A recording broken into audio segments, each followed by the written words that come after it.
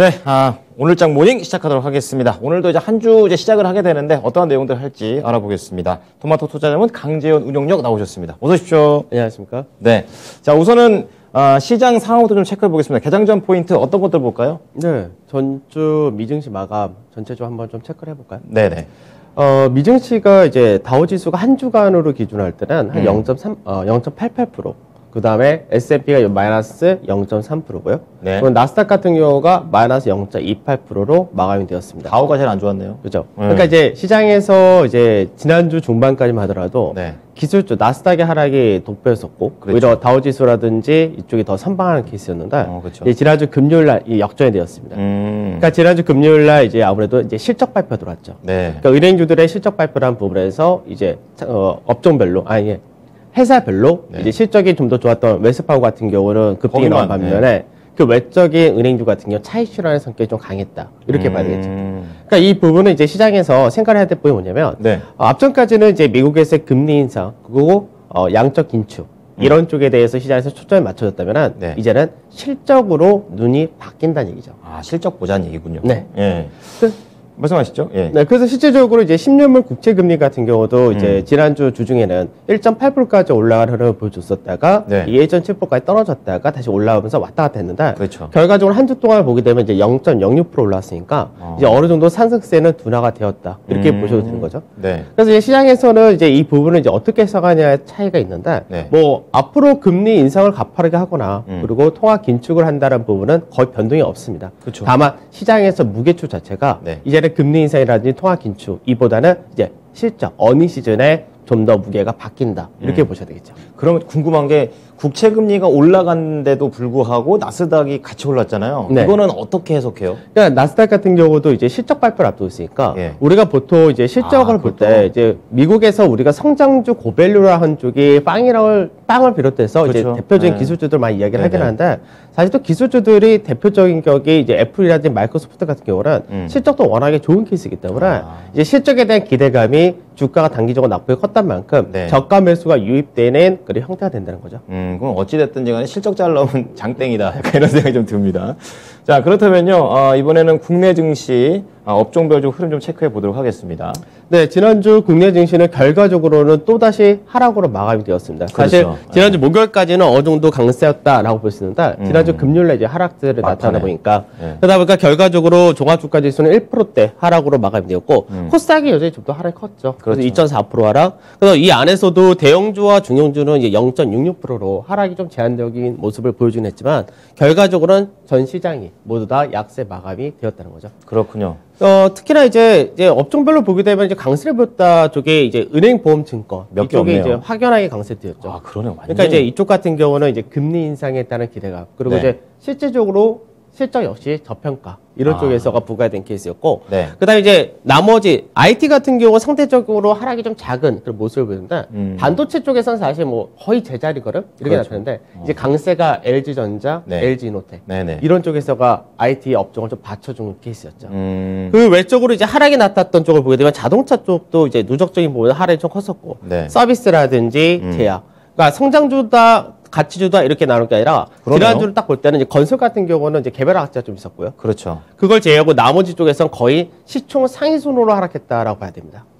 그러면 대형주 중심으로 그럼 외국인의 수급이 영향을 미쳤다? 이렇게 보는 거예요? 대형주 쪽에서 외국인 수급보다는 네. 사실 LG 에너지 솔루션을 이제 공모하는 과정에서 이건 기관에서의 우리나라네요. 물량, 그 물량이 이제 시총 상위순으로 나올 수밖에 없는 것이 네. 나중에 LG 에너지 솔루션이 상장할 때 네. 지금 현재 공모가 기준을 할 때만 해도 시총 3위인데 그렇죠. 이제 상장할 때 이제 떠서 출발하게 되면은 바로 그렇죠. 시총 2위가 돼버리니까 이제 거기에 따른 기계적인 매수가 들어갈 수 있는 부분에 따라서 어느 정도 일정 부분 선제적인 조정을 하고 있다 이렇게 봐야 됩니다. 한 150만 원이면 두세 주 얻는다고 하는데 올라갈 거라고 보십니까? 그거 궁금하실 것 같은데요. 이게 유통 물량 자체가 워낙 작기 때문에 네. 그 작은 부분에서가 또 지금 시장에서 뭐 뉴스라든지 많은 이 시장 분위기가 네. 엄청나게 갈 것이다 막 이렇게 얘기를 하는데 사실 이 부분 제가 이제 배워산대에서 비교를 좀 해드리긴 했습니다. 네. 그러니까 이 비교를 드린 부분이 중국의 CATL과 계속해서 비교를 하는데 그쵸. 시장 자체의 성향도 다르고 영업이익이라든지 이런 부분이 좀 차이가 많이 납니다. 무조건 같이 될 건 아니고요. 그래서 같이 무조건 비교될 건 아니고 네. 그리고 이제 나중에 상장해서 우선은 유통 물량이 적다는 부분에서는 초기에는 강세를 띌 수 있는데 근데 이게 시가총액이 100조가 넘어가면은 네. 탄력적인 부분에서 그렇게 강하게 움직이기 좀 어렵습니다. 아무래도 이제 무게가 커진 만큼 네. 그만큼 탄력 있는 상승은 사실 쉽지 않은 것으로 보이고 있습니다. 그렇군요.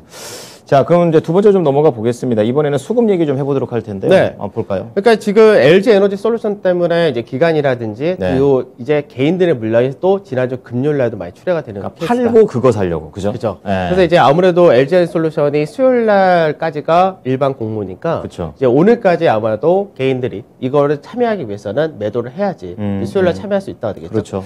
우선 수급적인 부분에서 거래소를 보게 되면은 외국인 같은 경우가 거래소가 사네요. 9,800억 정도 샀죠. 예. 그러니까 목요일까지가 1조 2천억까지 사다가 이제 2조가 금요일 날 넘네. 이제 좀 팔았는데 네. 그래서 결과적으로 이제 9,800억 정도 샀으니까 네. 여전히 외국인들은 거래소에 대해서 매수를 잘하고 있죠. 그렇군요. 그 와중에 이제 기관에서의 물량이 좀 떨어졌는데 기관에서 보게 되면 금융투자가 4,800억, 보험이 1,300억, 그리고 연기금이 3,800억. 약간 고르게 나왔죠. 네. 그러니까 이 부분이 단순하게 프로그램 매도라든지 그런 건 이런 쪽이 아니네요. 아니라 시가총액 상위적으로 이제 패시브 자금을 움직이기 위해서는 고르게 이제 매도가 나왔다. 그래서 LG 에너지 솔루션의 영향이 컸다라고 봐야 되는 겁니다. 그래서 이제 코스닥은 여전히 외국인과 기관의 동반 매도세가 이어졌다가 되겠죠. 이게 밸류가 높아서 그런 거예요? 말씀해 주신 것처럼. 이건 그 시장의 성향 자체가 지금 현재 시장에서 아까도 요즘 미증시도 마찬가지고 네. 올해 들어와서 국내 증시가 계속해서 얘기를 하는 부분이 성장적 고밸류에 대한 부담을 느끼다 보니까 그렇게 봐야 이 되는군요. 고밸류에 따른 물량 매도가 아직까지 이어진다가 되겠죠.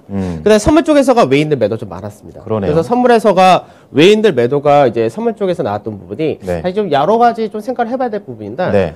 외국인들이 이제 보통은 삼성전자라든지 하이닉스가 하락이 제한적이면 네. 선물역수에도 매도가 제한적인데 금요일 같은 경우 좀 과매도가 나온 게 아닌가 이렇게 생각할 정도로 많이 나온 케이스입니다. 그럼 반발이 들어올까요? 그래서 오늘 네. 이제 미증시가 휴장이라서 그쵸. 보통 오늘 같은 날은 약간은 관망세 같은데 이제 오늘까지가 개인들의 LG 에너지 솔루션 공모를 위해서 마지막 매도를 한 날이니까 그렇죠. 오늘보다 내일이 좀 더 중심이 되지 않을까 싶습니다. 그러니까 지난주에 한 395포인트 그렇게 네. 보자고 하셨는데 결국에는 380까지 떨어져 버렸잖아요. 390포인트도 깨졌죠. 그렇죠. 네, 390포인트 깨져서 이제 다시금 하단 자리에 맞는다. 네. 그래서 앞전에 지난주 주중에 지난주 월요일 날 가장 저점이었었는데 그랬군요. 그때 구간대까지 다시금 내려왔다가 된 겁니다. 음. 그러니까 여기선 다시 그만큼 외국인들이 이제 시장에서 스탠스가 바뀌면 살 수 있는 여건도 많아지는데 네. 우선은 국내 증시가 뭐 그렇게 나쁘다라고 할 다른 이유는 없는데 그렇군요. 이 LG 에너지 솔루션의 문제가 꽤나 길게 간다라고 봐야 될 것 같습니다. 어쨌든 이건 또 넘어야 될 큰 파도인 것 같기도 합니다. 네. 자, 그렇다면 좀 더 자세하게 들어가 보겠습니다. 거래소 쪽에서 외국인의 흐름 준비해 오셨네요.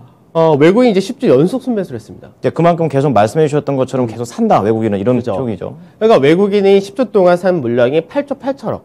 사실 8조 8천억은 예전 시장에서 그러니까 우리가 2020년 시장 네. 그 코로나 인해서 개인들이 우르르 들어왔던 그 시장 전에 예. 외국인들이 보통 한 2달 동안에 8조 9조 이렇게 들어왔다면은 엄청나게 들어왔다고 시장에서 평가를 했었습니다. 예전에는 그러니까 그럼 더 짧은 시간에 더 많은 돈이 들어왔다 이렇게 봐야 되는 거예요. 상당히 많이 들어온 거죠. 아, 그런 거군요. 근데 상당히 많이 들어왔는데 이게 시장에서 버팀목 역할을 지금 현재는 완벽하게 하고 있지는 않습니다. 네. 그러니까 보통 외국인이건 아니면 기관에서 연기금이건 네. 이 우리가 수급에서 굉장히 중요한 역할을 하는 이 기관에서가 딱 잡아주면은 지수 자체가 안정화가 나타나기 정상인데 그렇죠. 지금 현재는 그게 안 된다는 거죠. 아직까지 개인들의 물량 자체도 워낙에 많은 분도 있고 외국인이 매수를 하는데 이 매수 자체가 시장 전반적으로 사는 매수가 아니라 사는 것과 파는 것이 아직까지 나눠지기 때문에 그런 것 그러다 때문에. 보니까 외국인들은 어떻게 보면 계속해서 물량을 모아가는 거죠. 네, 그렇죠. 그러니까 외국인이 모아간다는 얘기는 이제 향후 시장에 대한 기대치는 높다는 얘기거든요. 아, 그렇게 봐야죠. 방향 잡는 거잖아요. 방향을 잡아야 되니까. 네. 그래서 외국인들이 열심히 사고 있는데 네. 아직까지 LG 에너지 솔루션에 대한 영향,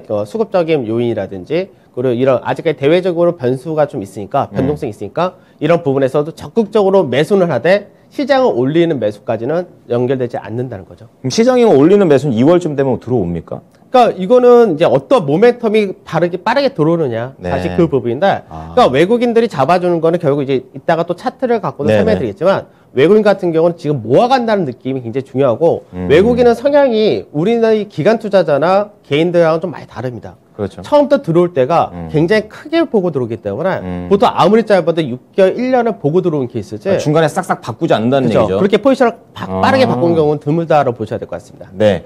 자, 그렇다면 이번에는 외국인에 대한 부분에서 코스닥 쪽으로 좀 넘어가 보겠습니다. 네. 여긴 또 들쭉날쭉합니다. 코스닥은 이제 네. 작년 말부터 해서 이제 3주 연속 순매도가 이어진다가 되겠죠. 그러니까 규모로 보면 6,500억이니까 뭐 그렇게 크다라고는 할 수 없는데 네. 이제 코스닥 같은 경우는 사실 개인들 중심의 시장이거든요. 그렇죠. 근데 이 개인들 중심의 시장에서 그래도 필요한 것이 외국인이나 기관이 매수를 해주면 개인들의 투자 심리가 강해지는 거죠. 그렇죠. 아무래도 외국인 기관이 사주니까 코스닥에서 우리도 살 수 있어. 얘들이 좋으니까 사겠지. 네. 이런 식의 논리를 좀 펴지거든요. 그럴 수 있죠. 근데 지금 외국인도 팔고 기관도 판다 보니까 개인들이 이 물량을 다 받아가고 있는데 문제는 개인들의 자금이 여유가 있으면 좋은데 한계가 지금은 또 LG에너지 솔루션에 따른 공모 자금도 만들어야 되고 그쵸. 또 다음 주 되면은 이제 우리가 설 연휴까지도 더 대비를 해야 되는 상태니까 그러네요. 예. 아무래도 이런 부분에서 신용 문제도 발생이 될 수 있다라는 경계감이 약해진 거죠. 그렇군요. 그러니까 실제로 하락폭이 지난주 코스닥이 셌던 부분이 네. 성장주에 따른 고밸류 이런 부분도 있지만 네. 실제로는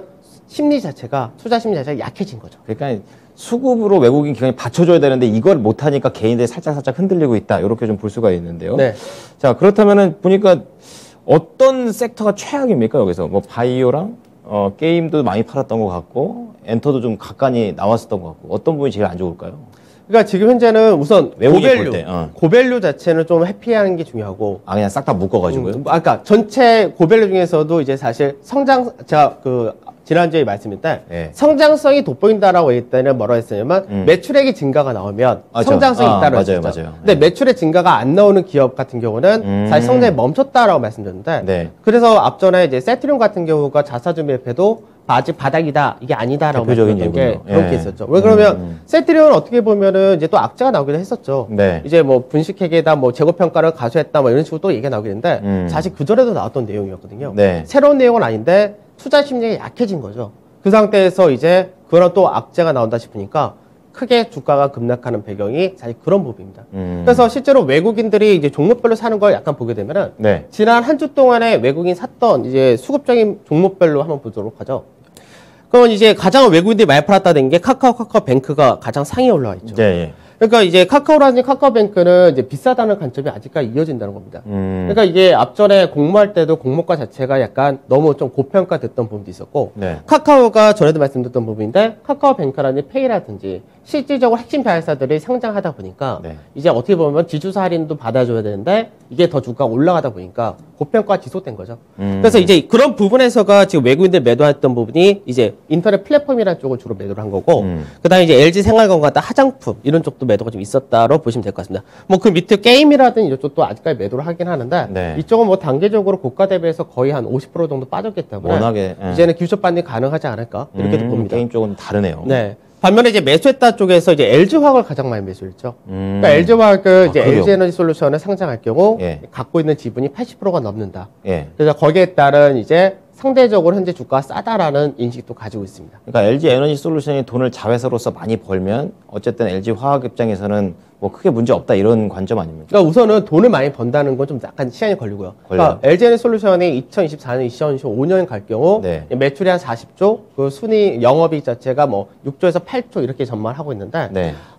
실제로 이제 실적으로서 가기보다는 네. 지분 가치인 거죠. 아, 지분 가치로. 지분을 80% 갖고 있는데 LG에너지 솔루션이 예를 들어서 100조를 한다. 그럼 이중 복수 상장이긴 하더라도 네. 그래도 그 가치가 높다는 부분이 부과가 되는 거고 그 이제 공모를 통해서 얻은 자금을 어떻게 활용하느냐 부분도 있는데 네. 이제 2차 전지 양극재라든지 이쪽에 직접적인 투자를 한다는 부분 다 R&D 아닙니까? 하고 있으니까 아. 네, 그런 쪽에서가 이제 약간 무게를 받았고 근데 삼성전자나 하이스 같은 반도체는 여전히 외국인들이 많이 삽니다. 지금 뭐 네, 담을 때다. 계속해서 많이 사죠. 그 지난주에도 삼성전자와 하이닉스로만 산 물량이 6,500억 정도 되니까 그러니까 이쪽은 여전히 사는 거고 은행주들은 꾸준히 산다가 되겠죠. 네. 그래서 은행주 사고 포스코 같은 철강 사고 LG전자, DB하이텍 같은 그러니까 역시 IT 계열 이렇게 되기도 하겠죠. 그냥 큰 그림 보면 딱 이게 사는 대로 같이 따라가면 되겠다. 거의 변동이 없죠. 예, 그건 그대로 네. 가는 것 같습니다. 그다음에 코스닥 오른쪽은요? 같은 경우는 이제 네. 매도가 나온다가 된 쪽이 이제 알테오젠이라든지 약간 바이오 쪽에서도 이제 호재가 있는 쪽이 있었고 네. 악재가 있는 쪽이 있었는데 호재 있는 쪽은 강세 뛰었다가 되더라도 호재가 없거나 그냥 악재가 있는 쪽은 다 빠졌다가 되겠죠. 그래서 이제 외국인들의 주로 매도가 됐던 쪽은 이제 게임 쪽하고 이제 바이오 쪽에서 알테오젠이나 메지온이나 이런 쪽에서 좀 매도가 있었고, 예. 그다음에 뭐 JYP 엔터라든지 이런 쪽도 약간 매도가 나왔죠. 그래서 이제 엔터주 쪽에서도 약간 매도가 나오는 모습을 보여줬었답니다. 네. 반면에 이제 매수했다 쪽에서 보게 되면 이제 카카오 게임 같은 건 굉장히 많이 빠졌죠. 그렇죠. 그래서 카카오 게임은 고가대에서 50% 이상 더 빠진 것 같기도 한데, 그러니까 카카오 게임 같은 저가매수 약간 들어오지 않나 싶기도 하고, 그다음에 이제 주서 엔지니어링 같은 IT 부품 장비주. 그러니까 요즘 장비주 같은 경우는 이제 2차 전지 장비주하고 네. 그러니까 반도체 장비주. 다르죠. 네, 그래서 이런 쪽이 다 좋습니다, 현재는. 장비 쪽이. 장비 쪽에. 그러니까 뭔가 그 투자가 되면은 장비부터 먼저 사야 되니까 그런 네. 걸로. 그러니까 이제 거죠. LG 화학이 이제 LG는 솔루션 자금을 가지고 이제 구미에다 공장을 증설한다 뭐 이런 얘기도 하고 있으니까 네네. 거기에 따른 2차 전지 관련된 장비주도 강세 좀 띄고요. 근데 반도체 업황이 좋다, 이제 개선된다 이런 쪽이 나오니까 네. 역시 반도체 장비주 이런 쪽까지 연결되는 거죠. 확실히 이제 투자 심리를 어디 쪽에서 좀 핀트를 잡아야 될지가 딱딱딱 보이는 것 같습니다. 그건 사실 이제 IT 같은 경우는 예. 이제 보통 우리 코스닥이 굉장히 이제 퍼로 따일 때 비싸다고 제가 말씀드리는데 네. 그 중에서도 이제 IT 주로 장비주로 얘기하는 반도체 부품이라든지 예. 뭐 OLED 부품이라든지 이런 쪽은 상대적으로 지수 대비해서 저렴합니다. 실적이 꾸준하게 나오는 케이스고 그런 차이가 있겠죠. 네. 자, 다음 보겠습니다. 이제 코스피 쪽 좀 더 시장 전망 쪽으로 넘어가 보도록 할 텐데요. 차트 준비해 오셨네요. 네. 예. 그러니까 대형지수 차트입니다. 네. 그러니까 제가 대형지수 차트를 주로 설명을 해드리는 이유가 뭐 대형주를 현재 외국인 중심으로 사고 있으니까. 네. 그러니까 외국인의 매매란 부분이 사실 외국인 들어올 때는 국내 중소형주들 중에서도 사는 종목이 있겠지만 네. 우선은 우리나라가 글로벌 전체적으로 보게 되면은 우리나라 대형주도 하더라도 미국에서 사실 중형주 조금 넘어간다 수준밖에 사이즈가. 안 되거든요. 사이즈가. 네, 네. 그러니까 보통 들어올 때는 먼저 대형주로 먼저 들어온다 이렇게 되는데 네. 사실 대형주는 작년 6월 달에가 고가를 만들고 종가사에서 그러다 계속해서 지금 저점을 만들었던 때가 10월 초. 이때가 이제 종가상으로는 거의 저점을 만들었던 거죠. 계속해서 단기적인 하락이 세게 나왔던 쪽은. 그러네요. 그래서 이때 하락이 고가 대비해서 약 13% 정도 나왔었는데 이게 기간으로 따지게 되면 한 16주 동안 하락을 했었습니다. 오래 하락했습니다. 그렇죠. 그러니까 16주 동안 하락하고 지금 현재 박스권에서 계속해서 왔다 갔다 한다 이 그림이 되는데 네. 이게 지난주까지가 15주였습니다. 그래서 보통 이제 14주 넘어가면은 이제 한두 주 정도의 차이가 나타난다 정도 되는데 결과적으로 지금 이번 주에 16주 차가 들어오게 되는데 기간은 그러니까 딱 봤을 때 16주 동안의 가격 하락, 16주 동안의 기간 조정. 그러니까 가격 조정과 기간 조정이 끝나가는 게 현재 대형 지수가 되는 거죠. 그렇군요. 그래서 외국인들의 매수가 사실 이 딱 바닥 만들고 나서 계속해서 들어올 거 행보하는 이 구간에서 지금 계속해서 매수가 들어온 거죠. 아, 그렇게 봐야 되는 거군요. 네. 그래서 그 외국인들이 보는 관점이 사실 그런 거죠. 외국인들 급할 게 사실 없거든요. 지금 시장에서 약하게 매물이 나오면 계속해서 받아 먹으면 되는 거고, 네. 그러고 나서 이제 기간 조정까지 마무리하고 국내 기업들 실적이라든지 여러 가지 시장 대외적인 부분에서 우려가 완화될 때는 이제 상승시키면 된다는 얘기죠. 그럼 코스피 쪽에 투자를 해야겠다. 뭐 이런 생각이 딱 드는데요. 지금 현재는 그렇게 되는 게 맞습니다. 그럼 코스닥도 보겠습니다. 네. 코스닥은 그림이 약간 다르죠. 그러니까 작년에 이제 아까 거래소 같은 거 6월 달에가 고가를 만들었다 했고, 하단이네요. 그렇죠. 코스닥 같은 경우는 이제 네. 고가를 만들었던 시기가 이제 8월 달. 그러니까 어떻게 보면 그렇게 큰 차이 안 나는데 한 2개월 정도의 차이가 있습니다. 그러네요. 그러고 나서 코스닥 같은 경우는 이제 조정 자체가 어떻게 나왔냐면은 앞전에 한번 가파르게 조정 나왔던 게 약 10주 동안의 조정 하나가 나오고요. 네. 그러고 나서 바로 반등이 또 V자로 나왔었죠. 그렇네요. 그러고 나서 또 바로 떨어지고 변동성이 바로 큽니다. 반등하고 계속해서 왔다 갔다 하는 예. 거죠. 그러니까 코스닥 같은 경우는 지금 길게 보면은 상가 패턴이다라고도 얘기를 하는데 이 상가 패턴에서 지금 하단 자리가 딱 970선 전후가 제 하단 지지 라인입니다. 그렇군요. 그래서 저 자리를 지금 계속해서 지켜주고 있는 모습이고 2주 연속해서 하락폭이 있으니까 기술적 반등이 나올 수 있는 여건이 들어왔는데 네. 이제 아까 말씀드렸던 부분이 이제 다음 주 설 연휴가 있거든요. 그렇죠. 그래서 보통 이제 코스닥 시장이 2020년도에 개인들이 주로 들어온 다음부터 설 연휴, 구정 연휴 이렇게 들어올 때마다 사실 좀 약세를 좀 띱니다. 그래서 반등이 나오게 되면은 기술적 반등이 한 주 나올 수 있는데 지금 이 중요 하단 자리대를 깨게 될 경우는 신용 물량이 또 출회될 수 있기 때문에 기간 조정이나 가격 조정이 전체적으로 볼 때는 현재는 24주거든요. 그래서 코스피가 더 낫네요. 그러니까 거래소와 코스피가 가격 조정, 기간 조정했을 때 이쪽은 기간 조정이 더 필요한 케이스입니다. 최소. 그렇군요. 그럼 이번 주 월요일입니다. 전망 간략하게 봐야 될 부분 밴드 설명 좀 해주세요. 이번 주 중요한 이벤트는 오늘 이제 중국에서 GDP 성장률이 있는데 중요하네요.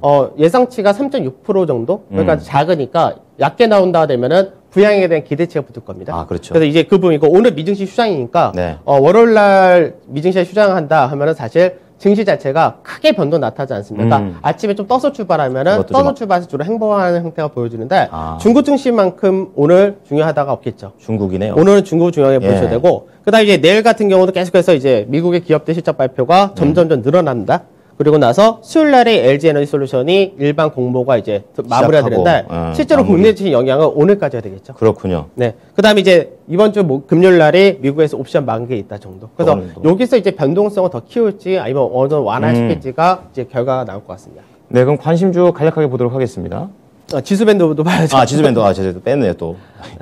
그래서 이번 주 같은 경우는 코스피는 여전히 중립 이상이다라고 말씀드렸는데 그러니까 중립 이상이라는 의미를 잘 생각하셔야 되는 게 하단 자리가 낮다는 거죠. 지난주 마감이 2,930포인트 좀 안 되는데 하단 밑으로 떨어져 봐야 1% 정도 내외라는 거고 위로 올라갈 자리는 여전히 높다야 되는데 2,980이라는 자리대가 지난주에도 저항으로서 인식했는데 이번 주도 이 라인대를 넘어가느냐 되게 중요하다. 이렇게 보셔야 됩니다. 코스닥은요? 코스닥은 이제 중요한 라인대가 지금 반등이 나올 수 있는 위치이긴 한데 아까도 말씀드렸듯이 965포인트 정도가 될 텐데 하단 채 밑꼬리까지 하면은 여기는 지켜줘야 되고 그 위로 올라간다 했을 때 좀 빠른 상승이 좀 필요한데 그렇지 않으면 아까 말씀드렸듯이 신용 리스크가 발생될 수 있다는 거. 그래서 이제 실적 저평가 여전히 제일 좋습니다. 그래서 철강이나 화학 같은 쪽, 인플레이션 우려도 어느 정도 완화시켰으니까, 그다음에 조선이라든지 IT, 자동차, 음식료, 그러니까 실적 전체적으로 개선된다 쪽인데 이런 쪽 중심 보셔야 될 것 같습니다. 네, 자 종목만 간략하게 보고 마무리 짓겠습니다. 네, 한국조선해양은 오늘 이제 말씀드릴 텐데요. 한국조선해양이 지난주 목요일날 이제 유럽에서 이제 대우조선해양과의 합병을 실패. 부결시켰죠. 부결시켰다는 부분이 한국조선해양에는 긍정적입니다. 악재 아닙니까? 악재가 아닙니다. 왜 그러냐면 대우조선해양을 인수하게 될 경우 산업은행과 그리고 추가적으로 유상증자를 해야 되는 상황이었거든요. 그래서 갖고 있었던 현금이 1조 5천 정도 갖고 있었는데 이 자금주에서 거의 1조 가까이를 유상증자에 써야 되는 상태였던 거죠. 그랬군요. 근데 이제 이 부분이 안 되다 보니까 이제는 이 자금을 어디다 쓸 거냐 이 부분이 남는 거죠. 불확실성 해소군요. 네, 그래서 불확실성 해소로 들어간 거고 그래서 이 1조 5천이라는 자금을 앞으로 이제 추가적으로 이제 새로운 성장 동력이 날 수 있는 뭐 신재생 에너지를 비롯해서 암모니아 추진선이라든지 여러 가지 새로운 성장 동력 발표를 했었는데 그쪽에 대해서 추진을 하게 될 경우 이제 지주회사로서 갖고 있는 할인을 좀 완화시킬 수 있는 그런 요소가 되겠죠. 그래서 뭐 차트적인 부분에서도 추세는 돌파하고 지지를 받는 그런 과정인데 이제 박스권 상단 자리가 10만 8천 원짜리라서 그 라인대를 넘어가는 구조가 굉장히 중요하다 이렇게 보시면 될 것 같습니다. 네, 자 한국조선해양 가격 전략만 간략하게 듣겠습니다. 네. 매수는 이제 96,000원에서 98,000원 정도 매수를 잡아드리면 매수하시면 될 것 같고 손절가는 92,500원, 목표가는 1차로 11만 9천원, 2차로 13만 1,000원 이렇게 말씀드리고 하겠습니다. 네, 한국조선해양 잘 참고하겠습니다. 오늘 말씀 감사합니다. 네, 감사합니다. 네, 지금까지 토마토 투자담은 강지현 운용력과 함께한 오늘장 모닝이었습니다.